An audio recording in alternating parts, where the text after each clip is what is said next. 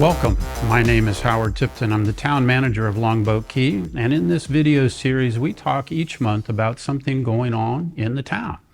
And this month we're going to be talking with Charlie Mopps. Charlie is our Assistant Public Works Director. Charlie, good to see you. Good to see you too, sir. And I want to recognize Charlie for his 23 years of military service. Charlie retired as a lieutenant colonel. Yes. From the Army, and so we're just proud of him and his service to our country, and I will tell you he does a great job for the town of Longboat Key, so we're excited to have you. Thank you, sir.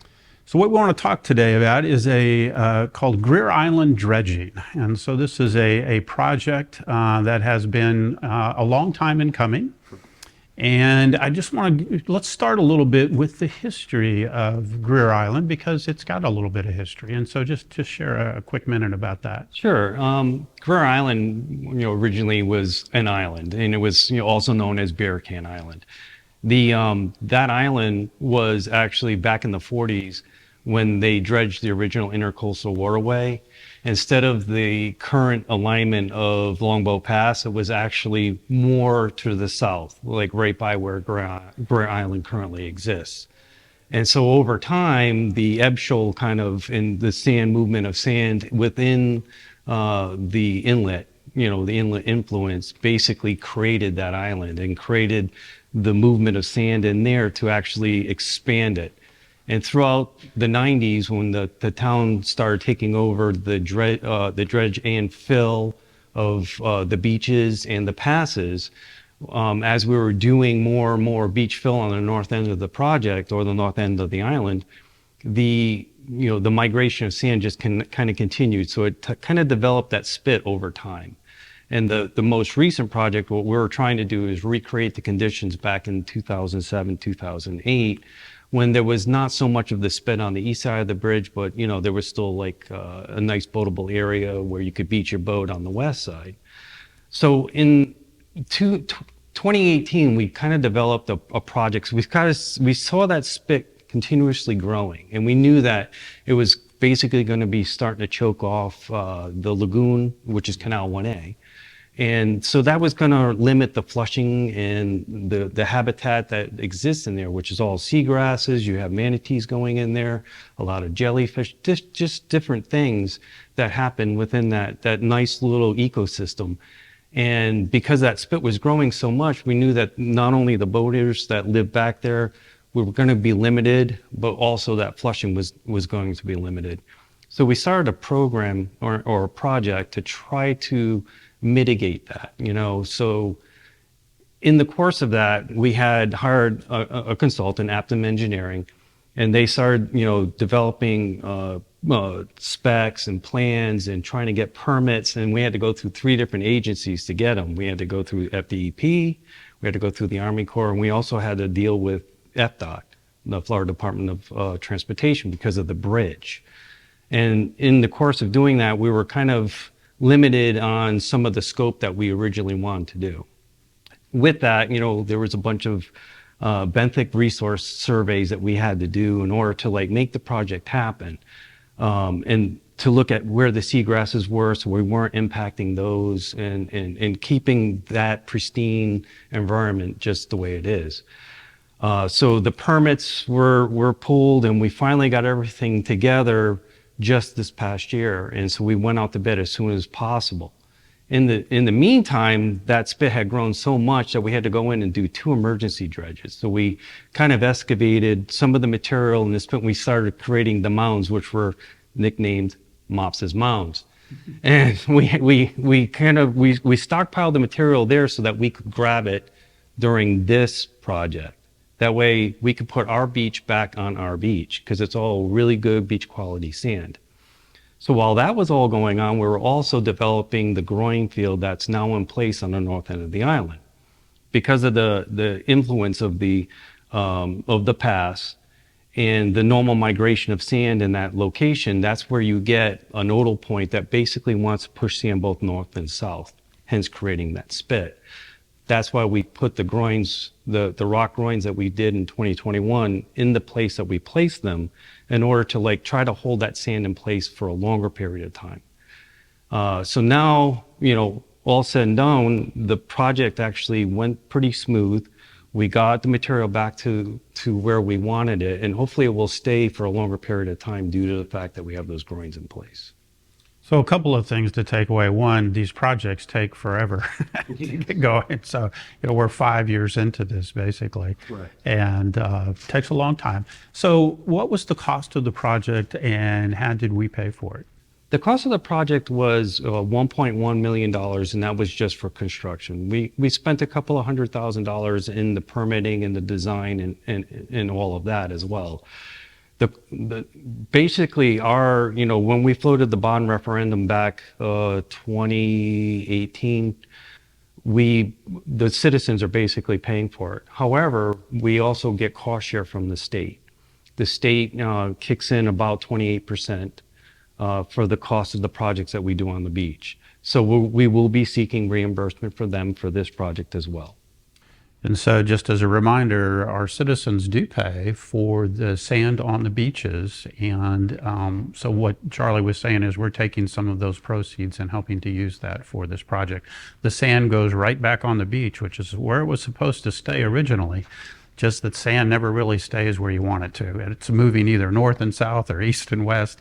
And so that's one of our challenges. So we've got the groins in place. So they're going to help stabilize that section of the beach, keep the sand from moving as much.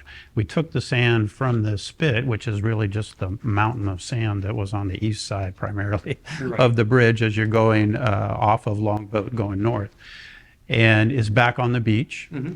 And so great project, really, really well done, very minimal interruptions. So for that project, as you wrapped it up, we had a hurricane come by. Correct.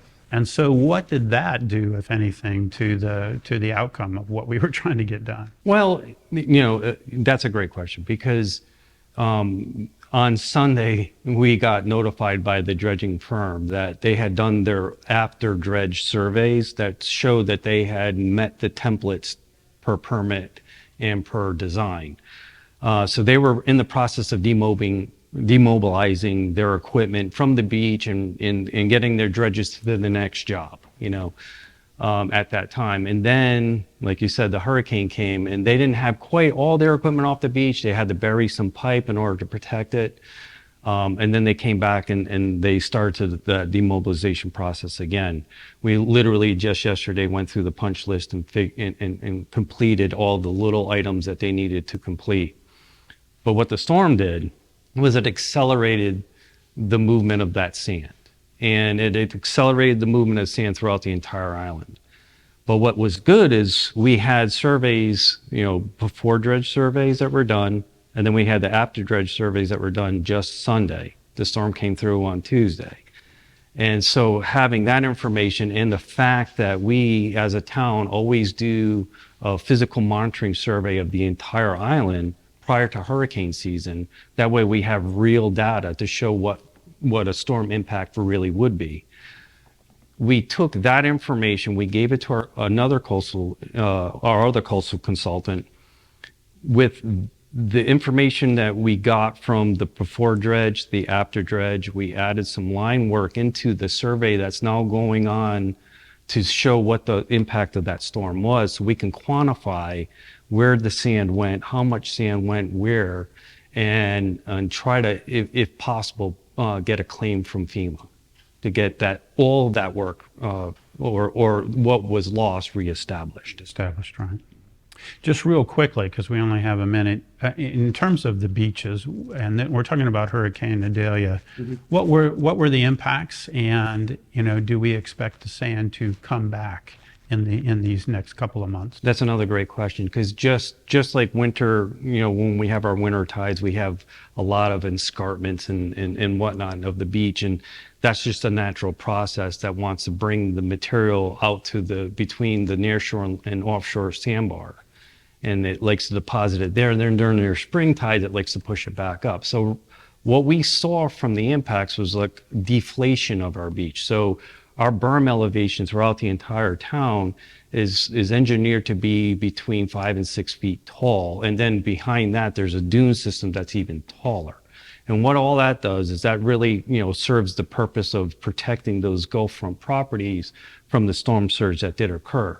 So with a storm of this magnitude and what we saw a lot of deflation of the berm elevation.